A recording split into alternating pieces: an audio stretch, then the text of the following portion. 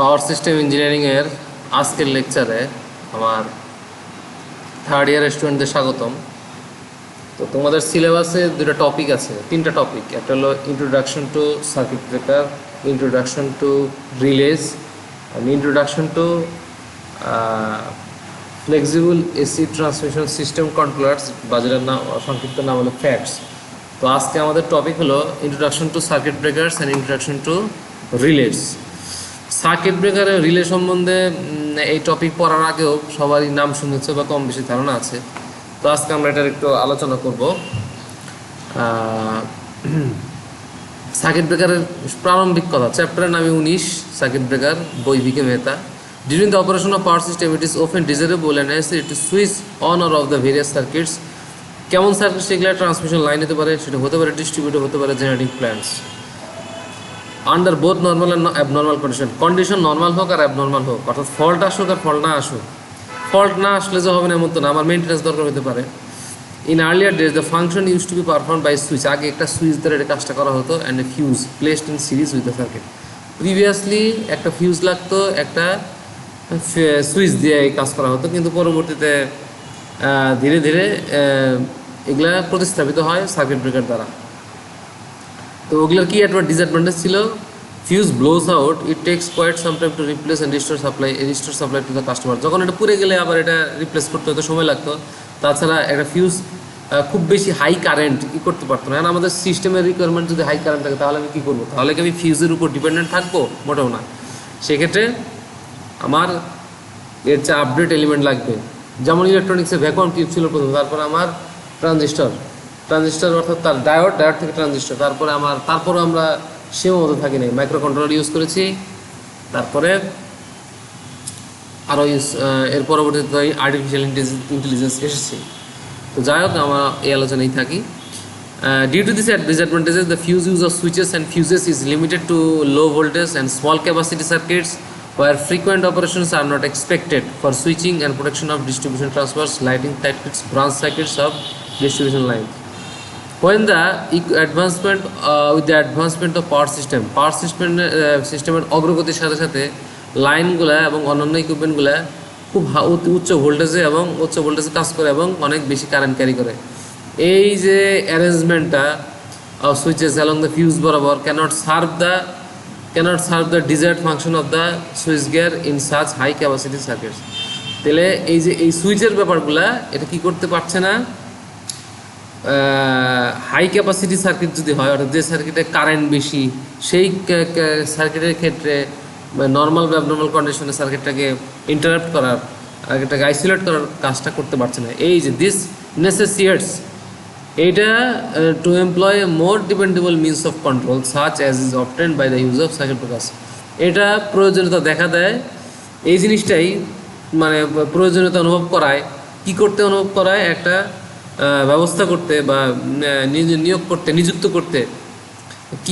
করতে এ more dependable means, বৃহত্তর বিশ্বস্ত মাধ্যম নিয়ন্ত্রণের জন্য, যেটা অর্জিত হতে পারে কিসের মাধ্যমে? Circuit breaker. অর্থাৎ হাই রেটিংয়ের ক্যাপাসিটি যে সার্কিট, সেটার সার্কিট ইন্টারাপশনের জন্য, সার্কিটটা ওপেন বা ক্লোজ করার জন্য আমার এই সার্কিট ব্রেকার ছাড়া উপায় নাই। সংজ্ঞা: a circuit breaker can make or break a circuit either manually or automatically under all conditions. এটা no load, full load, short circuit, খুব ইম্পর্টেন্ট একটা point. No load, full load and short circuit condition, তিনটা কন্ডিশনে সে সার্কিটটা কী করতে পারে? Interrupt করাতে পারে। লোড থাকুক না থাকুক, ফুল লোড থাকুক বা না থাকুক, ইভেন ফল্ট হোক বা না হোক, শর্ট সার্কিট মানে fault. This characteristic of the circuit breaker has made it very useful equipment for switching and protection of various parts of the power system. এই যে সার্কিট ব্রেকারের বৈশিষ্ট্য, এটাকে কি করেছে? একটা কার্যকরী ইকুইপমেন্ট করেছে সুইচিংয়ের জন্য এবং সার্কিট ব্রেকার প্রোটেকশনের জন্য। সার্কিট ব্রেকারের যে আমরা যে সংজ্ঞায় বললাম যে no load, full load, short circuit কন্ডিশনে কাজ করে। তো সার্কিট ব্রেকার হলো একটা ইকুইপমেন্ট যেটা make or break circuit either manually or by remote control under normal conditions. মানে এটা স্বাভাবিক অবস্থায় দূর থেকে বা ম্যানুয়ালভাবেই এটাকে ব্রেক করতে পারে। আরেকটা কী করতে পারে? অটোমেটিক্যালি, ফল্ট হলে অটোমেটিক্যালি ট্রিপ করে। এটা আর ম্যানুয়ালি কাজ করার দরকার হয় না।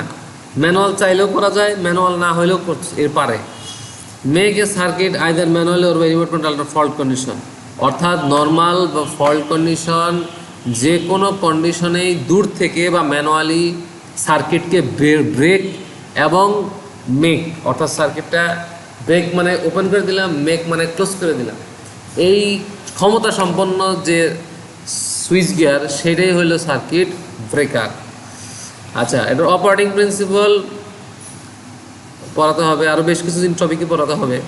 অপারেটিং প্রিন্সিপাল বলছে যে circuit breaker essentially consist of fixed and moving contact. Circuit breaker কী থাকে? নর্মালি একটা ফিক্সড কন্ট্যাক্ট থাকে, মুভিং কন্ট্যাক্ট থাকে, যেটাকে বলা হয় ইলেকট্রোডস। ইলেকট্রোডসের নাম তোমরা আগেই শুনছো, দুটো পাত।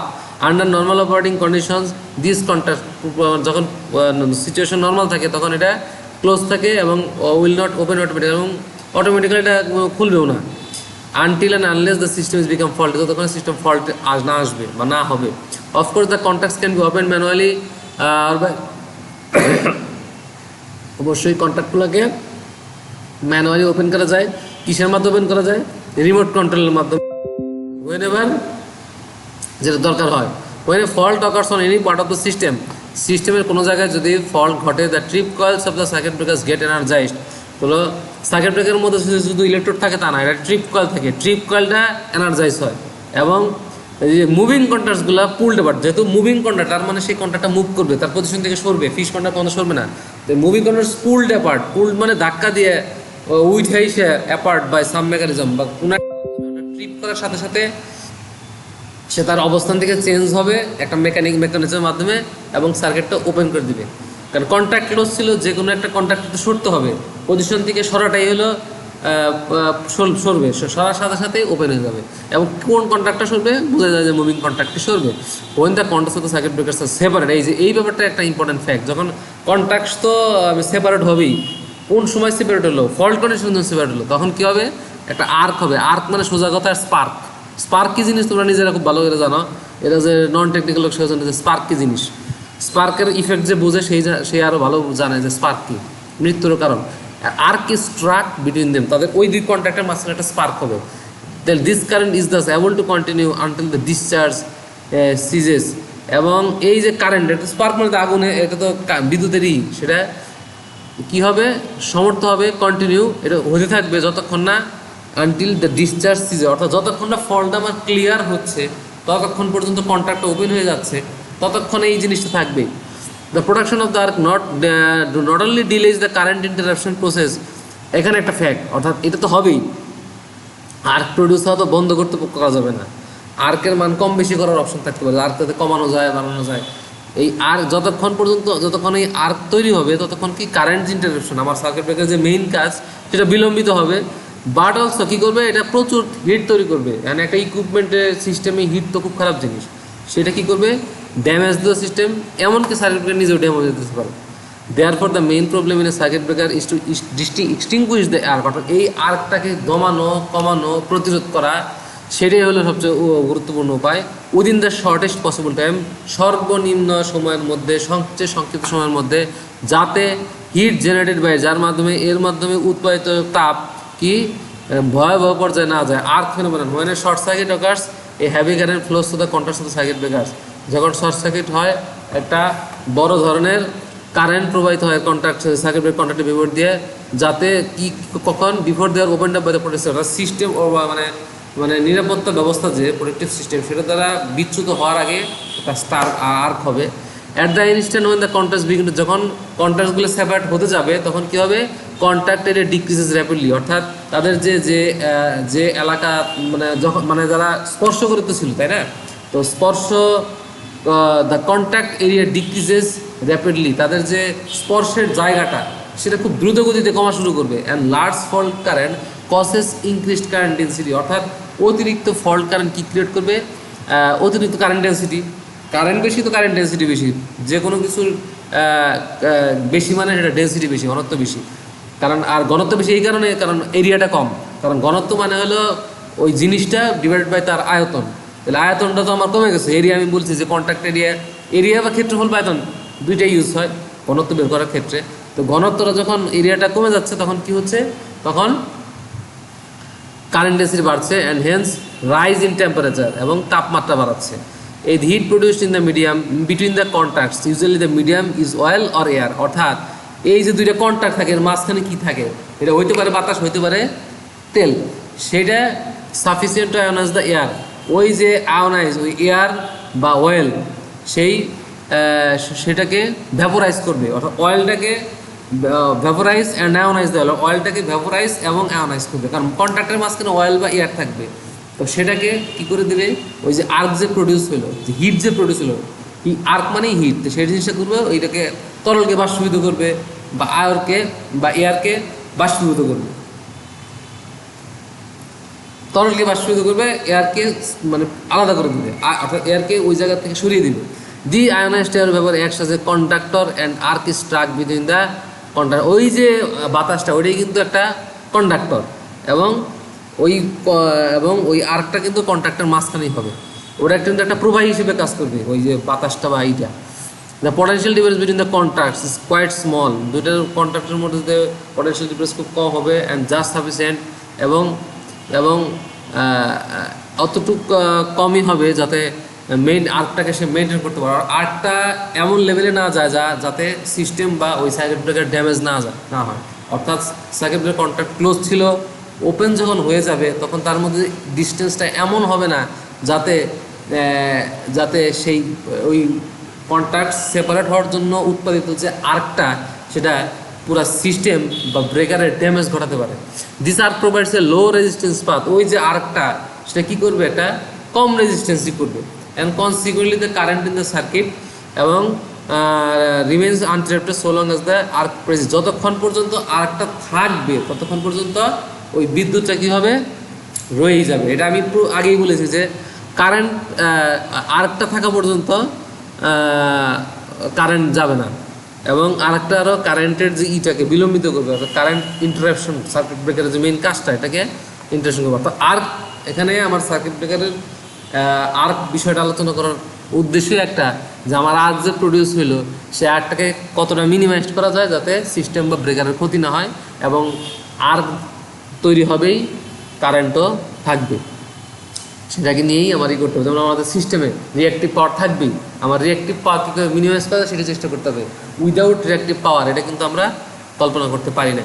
এখন এটার উপরে আর্ক রেজিস্ট্যান্স কতগুলো ফ্যাক্টর ডিপেন্ড করে, degree of ionization, the arc resistance increases with decrease of number of ionized particles between the কন্ট্যাক্টসের মাঝখানে কী পরিমাণ আয়োনাইজড পার্টিকেল থাকলো, ওই ভ্যাপরটা তো আয়োনাইজড হয়ে গেলো বা এয়ারটা তো আয়োনাইজড হয়ে গেলো,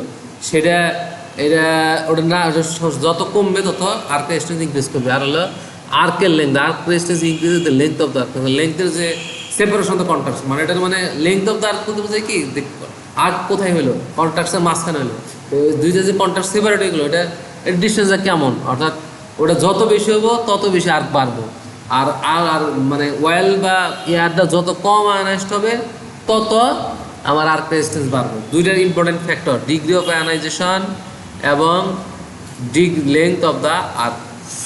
এখানে প্রিন্সিপাল এখানে পয়েন্টগুলো মনে করতে হবে, যে potential difference between the contracts, ionised particles between the contracts, method of arc resistance, কীভাবে আর্ক রেজিস্ট্যান্স করতে পারি, লেন্থনিং দ্য আর্কের জাস্ট পয়েন্টগুলো পড়া, কারণ যেহেতু আমাদের টপিকটার জাস্ট ইন্ট্রোডাকশন, আমার খুব বেশি ডিটেলস যাবো না, তোমাদের এটার উপরে আলাদা একটা সাবজেক্টই আছে, এটার নাম হলো সুইচ গিয়ার অ্যান্ড প্রোটেকশন, অর্থাৎ খুব বেশি ডিটেলস আমরা এখানে পড়াবো না।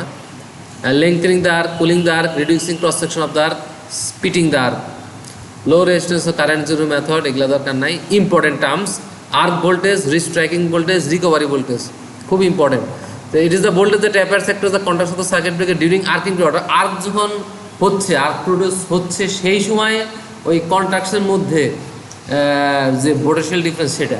রিস্ট্রাইকিং ভোল্টেজটা কি, এইটা সেই ট্রানজিয়েন্ট ভোল্টেজ, ট্রানজিয়েন্ট ভোল্টেজ মানে অস্থায়ী ভোল্টেজ, সেই ভোল্টেজ, অর্থাৎ এই ভোল্টেজটার সীমা খুব কম, রিস্ট্রাইকিং ভোল্টেজ, যেটা ওটাও appearance across the contracts of the circuit breaker, কিন্তু কখন, at or near zero during arcing period, অর্থাৎ আর্ক আছে, আর্ক বা অর্থাৎ আর্ক শুরু হবে, আর্ক মানে আর্ক প্রডিউস হচ্ছে, ওইটার কাছাকাছি সময়ে যে ভোল্টেজটা সেটা হলো রিস্ট্রাইকিং ভোল্টেজ, অর্থাৎ আর্ক যে আর্কিং পিরিয়ডটা শুরু হওয়ার আগের মুহূর্তে, at or near zero, near current zero, অর্থাৎ আর্কিংয়ের পর মানে আর্কিং চলা অবস্থায় কারেন্টের মান শূন্য হয়ে গেছে, ওই সময়ে বা তার কাছাকাছি সময়ে যে ভোল্টেজটা কন্ট্যাক্টসের মধ্যে ক্রিয়েট করে, কারণ আর্ক মানে কারেন্ট। তো আর্ক যখন মানে প্রডিউস হয়েছে তখন কারেন্টের মান আস্তে আস্তে কমা শুরু করবে, কারেন্টটাকে ইন্টারাপ্ট করে তেমন উদ্দেশ্য। কারেন্ট ইন্টারাপশনের এক পর্যায়ে কারেন্টের মান ইন্টারাপ্ট করতে করতে যখন শূন্যের কাছাকাছি গিয়েছে বা শূন্যতে পৌঁছে গিয়েছে, সেই কাছাকাছি সময় যে ভোল্টেজটা, এটা কিন্তু রিস্টারিং। তাই রিস্টারিং ভোল্টেজ আর্ক ভোল্টেজ কিন্তু এক না। আর্ক ভোল্টেজটা যখন আর্ক প্রডিউস হচ্ছে তখন কারেন্ট কী অবস্থা সেটা নিয়ে আলোচনা নাই, এটা কিন্তু এখানে রিস্টারিং ভোল্টেজের কারেন্ট কী অবস্থা সেটা নিয়ে কিন্তু আলোচনা আছে। কারেন্টের ওই অবস্থা যখন কারেন্টের মান শূন্য বা তার কাছাকাছি, রিকভারি ভোল্টেজ নাম শুনে বোঝা যায় রিকভার, অর্থাৎ সেই normal frequency voltage appearance across the contacts of the circuit breaker final arc extend. আর্ককে যখন আমি এক্সটেন্ড করতে পারছি, আর্কটা যখন দমায় ফেলতে পারছি, তখন যে ভোল্টেজটা হলো এটা।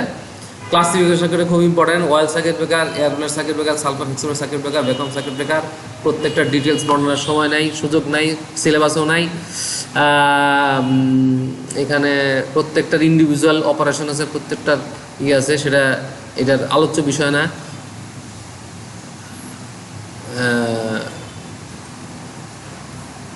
এর পরবর্তীতে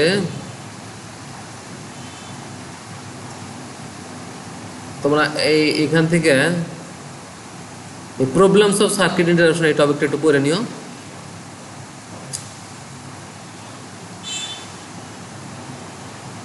এখানে সার্কিট ব্রেকার রেটিং একটা ইম্পর্টেন্ট ফ্যাক্ট কি, ইট must be capable of opening the faulty current and breaking the fault current. এটা এমন হবে যেটা এটা ফল্ট কারেন্টকে কী করতে পারে, ওপেন করে দিতে পারে এবং ফল্ট কারেন্টকে ব্রেক করতে পারে। এটা সার্কিট ব্রেকারের একটা গুরুত্বপূর্ণ বৈশিষ্ট্য। এটা কি হবে, it must be capable of being closed on to a fault. যখন ফল্ট হয়ে গেলে তখন জানি ক্লোজড হয়ে যেতে পারে, ক্লোজড হওয়ার ক্ষমতা থাকে ফল্টে পড়লে। It must capable of carrying fault current for a short time while another circuit breaker is clearing the fault। মানে একটা সিস্টেমে অনেক সময় একাধিক সার্কিট ব্রেকার ইউজ করা হয়, তাহলে একটা সার্কিট ব্রেকার ফল্ট ক্লিয়ার করতে করতে আর একটা সার্কিট ব্রেকার যাতে ওই সময় পর্যন্ত কারেন্টটা ক্যারি করতে পারে। এইটা আর কিছু এই যে সংজ্ঞা আছে, breaking capacity is the current that a circuit breaker is capable of breaking at a given recovery voltage. Breaking capacity একটা সার্কিট ব্রেকার নিজস্ব রেটিং। কোন রেটিং, যে এটা দ্বারা কারেন্টের মান বোঝায়, ক্যাপাসিটি দ্বারা এই জায়গায় বোঝায় কারেন্ট, সেই পরিমাণ কারেন্ট যেটা ব্রেক করতে পারে একটা নির্দিষ্ট রিকভারি ভোল্টেজ। রিকভারি ভোল্টেজ কিন্তু বললাম একটু আগে যে normal RMS voltage after the arc has been extinguished. সে অর্থাৎ আর্ক চলে যাওয়ার পরে যে ভোল্টেজ থাকলো সেই ভোল্টেজে সার্কিট ব্রেকার যে পরিমাণ কারেন্ট নিতে পারে এবং নির্দিষ্ট কন্ডিশনে, সেই কন্ডিশনগুলো হতে পারে power factor, rate of rise of restriking voltage, সেই কন্ডিশনেও সে করবে। অর্থাৎ এখানে rate of rise of restriking voltage এই জিনিসটাও একটা ফ্যাক্টর হিসেবে কাজ করবে। এনে ডিটেলস আছে, এটার ক্যাপাসিটি, এটার রেটিং কিন্তু এমবিএ, এটা মনে রাখো। Are making capacity, pick value of current during the first cycle of current wave after the closure of the circuit breaker is known as making. অর্থাৎ সেটা হলো কারেন্টের সেই value first cycle of current, অর্থাৎ fault current হয় সেটা তো বিভিন্ন সাইকেল থাকে, প্রথম সাইকেলের সময় যে সর্বোচ্চ কারেন্টের ভ্যালু সেটার মান আফটার দ্য ক্লোজ, যখন সার্কিট ব্রেকার ক্লোজ হয়ে যায়, অর্থাৎ সার্কিট ব্রেকার ক্লোজ করার পরে যে এই ফল্ট কারেন্টের ফার্স্ট সাইকেলে যে কারেন্টের পিক মান থাকে সেটার মধ্যে ডিসি কম্পোনেন্ট থাকে, সেটাকে বলে মেকিং কারেন্ট। কারণ আমরা আগেই বলেছি সার্কিট ব্রেকার ব্রেক করে মেক করে, তাহলে ব্রেকিং ক্যাপাসিটি, মেকিং ক্যাপাসিটি এই জিনিসগুলো দেওয়া জরুরি এবং এগুলো রেটিং কী এটা জানতে হবে। আর হলো short time rating, it is the period for which the circuit breaker is able to carry fault current while remaining closed. এটা হলো সেই পিরিয়ড যে পিরিয়ডের জন্য সার্কিট ব্রেকার কী করতে পারে, ফল্ট কারেন্ট ক্যারি করতে পারে বন্ধ থাকা অবস্থায়। তো আলোচনা আজকে এটার এই পর্যন্তই শেষ। নেক্সটে আমরা করবো হলো